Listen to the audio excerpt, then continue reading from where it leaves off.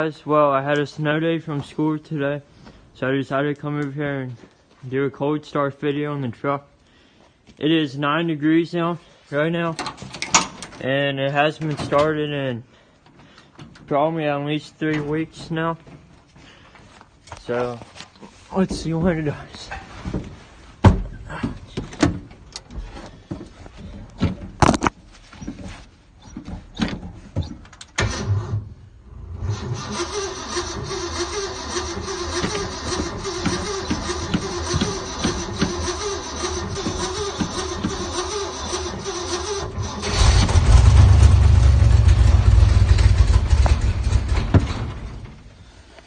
Try it again.